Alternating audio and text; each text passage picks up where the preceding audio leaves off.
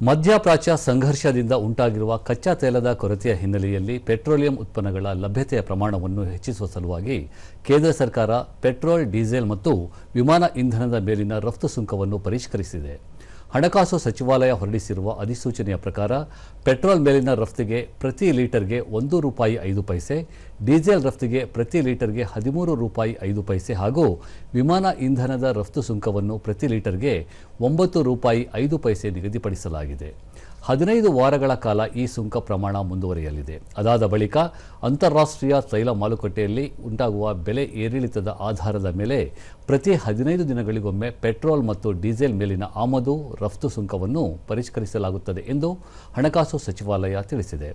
ಇದೀಗ ಪೆಟ್ರೋಲ್ ಮತ್ತು ಡೀಸೆಲ್ ಮೇಲೆ ರಫ್ತು ಸುಂಕವನ್ನು ವಿಧಿಸಲಾಗಿದ್ದರೂ ಸಹ ದೇಶೀಯವಾಗಿ ಬಳಕೆಯಾಗುತ್ತಿರುವ ಪೆಟ್ರೋಲ್ ಮತ್ತು ಡೀಸೆಲ್ ಮೇಲಿನ ಅಬಕಾರಿ ಸುಂಕದ ದರಗಳಲ್ಲಿ ಯಾವುದೇ ಬದಲಾವಣೆ ಇಲ್ಲ ಎಂದು ಕೇಂದ್ರ ಸರ್ಕಾರ ಸ್ಪಷ್ಟಪಡಿಸಿದೆ. ಪರಿಷ್ಕೃತ ರಫ್ತು ಸುಂಕ ದರಗಳು ನಾಳೆಯಿಂದಲೇ ಜಾರಿಗೆ ಬರಲಿದೆ. ಮಧ್ಯಪ್ರಾಚ್ಯ ಸಂಘರ್ಷದ ಹಿನ್ನೆಲೆಯಲ್ಲಿ ದೇಶದ ಅರ್ಥವ್ಯವಸ್ಥೆಯ ಬಗ್ಗೆ ಕಳವಳ ಉಂಟಾಗಿರುವ ಹಿನ್ನೆಲೆಯಲ್ಲಿ ಕೇಂದ್ರ ಹಣಕಾಸು ಸಚಿವಾಲಯ ವರದಿ ಬಿಡುಗಡೆ ಮಾಡಿದ್ದು, ಪ್ರಸಕ್ತ ಪರಿಸ್ಥಿತಿಯಲ್ಲಿ ದೇಶದ ಅರ್ಥವ್ಯವಸ್ಥೆಯ ಮೂಲಭೂತ ಅಂಶಗಳು ಬಹುಮಟ್ಟಿಗೆ ಸದೃಢವಾಗಿವೆ. ತಯಾರಿಕೆ ಮತ್ತು ಸೇವಾ ವಲಯದ PMI ಸೂಚ್ಯಂಕ ಏರಿಕೆ ಕಾಣುತ್ತಿದೆ. ಕಾರ್ಮಿಕ ಮಾರುಕಟ್ಟೆಯಲ್ಲಿ ಸ್ಥಿರತೆ ಇದೆ. ವಿದೇಶಿ ವಿನಿಮಯ ಮೀಸಲು ಪ್ರಮಾಣವು ಬಾಹ್ಯ ಒತ್ತಡಗಳಿಂದ ರಕ್ಷಣೆ ನೀಡುವ ಪರಿಸ್ಥಿತಿಯಲ್ಲಿದೆ ಎಂದು ಹಣಕಾಸು ಇಲಾಖೆಯ ಮಾಸಿಕ ಆರ್ಥಿಕ ಅವಲೋಕನ ವರದಿಯಲ್ಲಿ ತಿಳಿಸಿದೆ.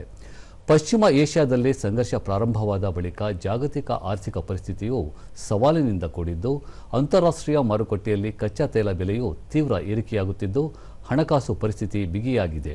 ಪ್ರಮುಖ ಅರ್ಥವ್ಯವಸ್ಥೆಗಳ ಬೆಳವಣಿಗೆಯ ವೇಗ ಬಲ ಕಳೆದುಕೊಂಡಿದೆ. ಇವುಗಳಿಂದ ಪರಿಹಾರ ಪಡೆಯಲು ಭಾರತ ಸರ್ಕಾರ ಎಲ್ಲ ಅಗತ್ಯ ಮುಂಜಾಗ್ರತಾ ಕ್ರಮಗಳನ್ನು ಕೈಗೆತ್ತಿಕೊಳ್ಳಲಿದೆ ಎಂದು ವರದಿಯಲ್ಲಿ ತಿಳಿಸಲಾಗಿದೆ.